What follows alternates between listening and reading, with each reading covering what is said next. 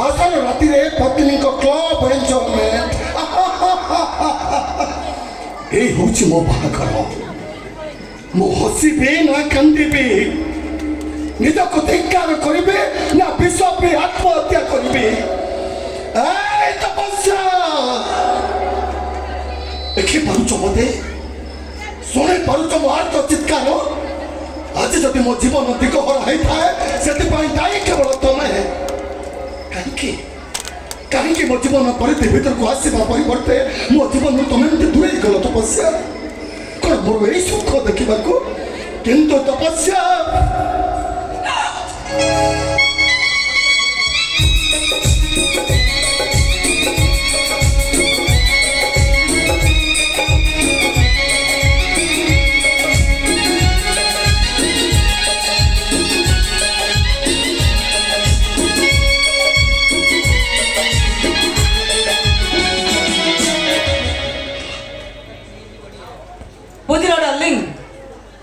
आज क्लब को जाई नथिले मो जीवन लो गुडा विराट गुडा अवशेष रही जाई थांदा ओय हेलो सुनो जना नाई म सुनुची कुह that's like a good husband कते कोन डार्लिंग आज रात रे फ्रेंड माने मते एते खुशी देबे बोली मो केबे भी भाबी नथिली आ एते मजा लागुतला जे सेट मो छाडी आसे पय मर टिके भी इच्छा नथिला होले हसुथिला काई के बाप रे बाप क्यों अभिमान अरे यार ऊपर तो मैं पाई आसी जी पर कहीं के कोन पाई पचान जो जे वो पाई माने माने हो जा आज पूरा कोन गुटे हुए कोन ते जे को ठीक हमर मने पड़ुची जे मु संगे संगे मने पके कहि देबे हां मने पड़िला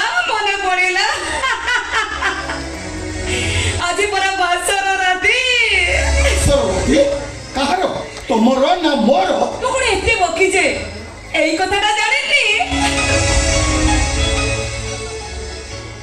बासर राती हुए स्वामी स्त्री को मध्य रे पति पत्नी दुई एकाठी गुटे बेड रे सोंती वेरी क्लोजली और तापर तो कोन हुए तमे जानी छ ना मो किछि जानि ने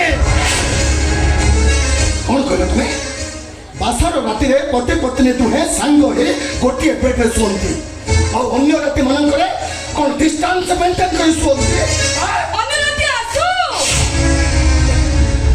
भाभी करी मरे पके कहि देबे ने एमिति कहबे तो मुके लज्जा लागुनी छे तो कोन कहिलो मु छे तबे छे तो बासर राति रे क्लब जाई मत पे मजा करी मस्ती करी मते स्वामी स्त्री रो संपर्क बुझौछ बासर राति रो दर्शन सुनौछ मते हां मु सुनाइबे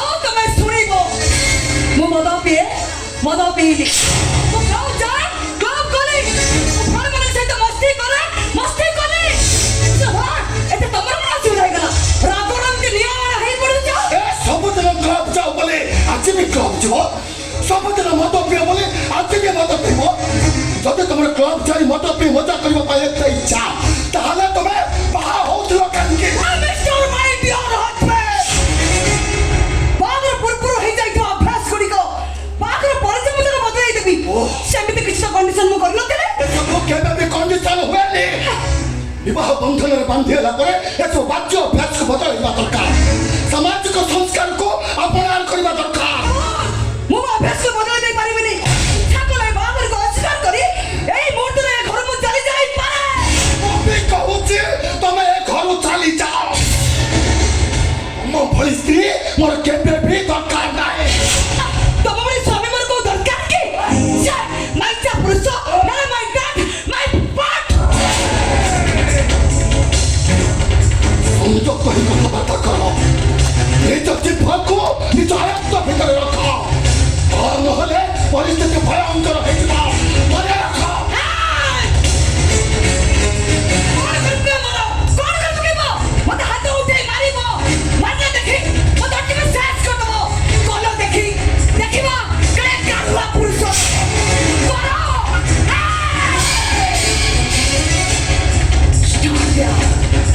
Don't touch me!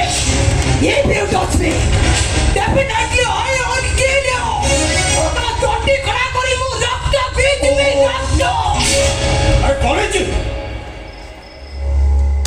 ଗୋଟେ ଅପନକି ଘର ଭିତରେ ପାଟିତୁଣ୍ଡ କରୁଛ?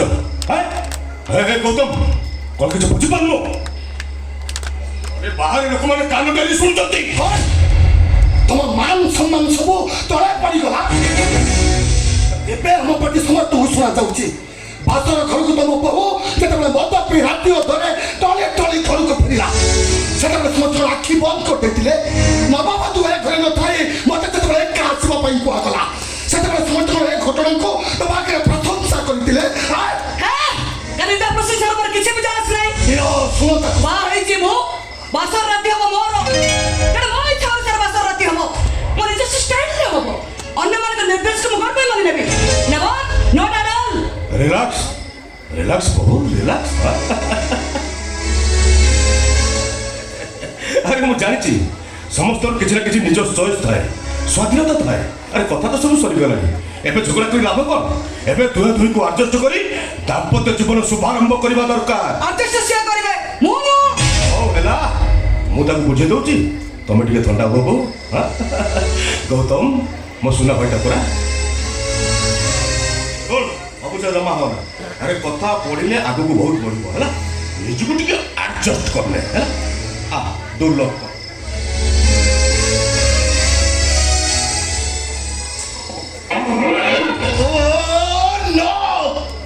କେହି କାହା ପରିସ୍ଥିତି ବୁଝିବାକୁ ଚେଷ୍ଟା କରୁନାହାନ୍ତି। ସେଲ୍ଫିଶ, ଅଲ୍ ଆର୍ ସେଲ୍ଫିଶ।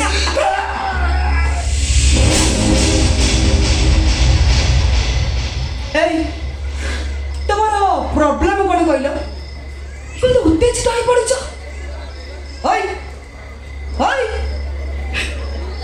କ'ଣ ଇଚ୍ଛା କରୁଛ କୁହ ତ?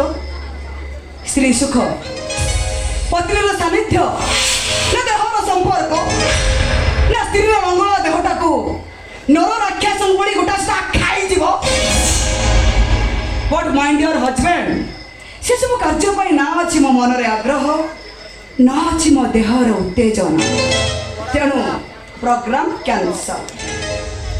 ଆଉ ତମ ବଡି ଭିତରେ ଯଦି ପ୍ରବଳ ଉତ୍ତେଜନା ସୃଷ୍ଟି ହଉଛି, ତାହେଲେ ତମେ ଗୋଟେ କାମ କର, ବାଥରୁମ ଯାଇ ସାୱାର ତଳେ ଘଣ୍ଟାଏ ଛିଡ଼ା ହେଇ ପଡ। ଦେଖିବ ବଡି ପୁରା ଥଣ୍ଡା ହେଇଯିବ, ଆରାମସେ ଶୋଇ ପଡିବ। ନହେଲେ ଆଉ ଗୋଟେ କାମ କର,